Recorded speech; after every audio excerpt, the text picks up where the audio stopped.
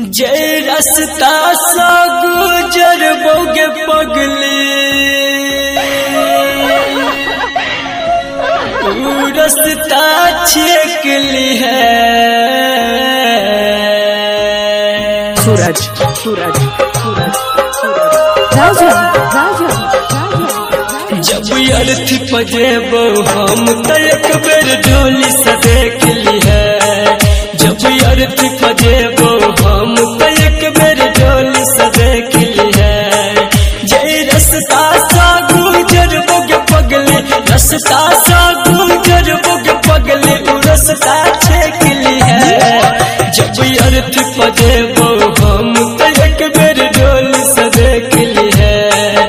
जब अर्थी पजेबो हम तक बेर ढोली से देख ली है।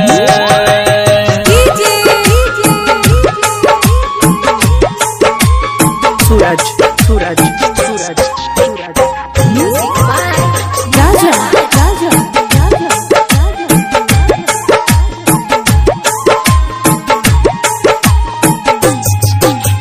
तू काज वही हंस खुशी से पिया जी के गाम गे छोड़ के जेबै दुनिया हम मिटा के अपन नाम गे।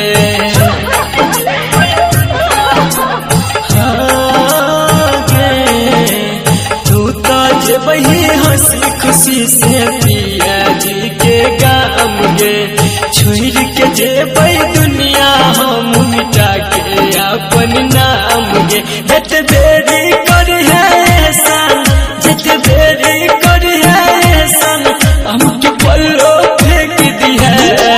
जब अर्थी पजेबो हम तक बेर डोली से देख ली है। जब अर्थी पजेबो हम तक बेर डोली से देख ली है।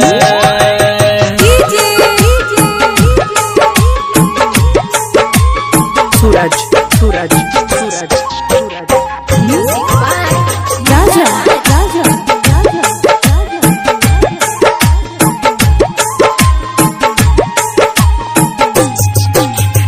जी भर के देख सूरत फिर देख नहीं कोई बैगे आई जे मुँह मोरबे हमरा सब दिन बड़ा पछतई बैगे।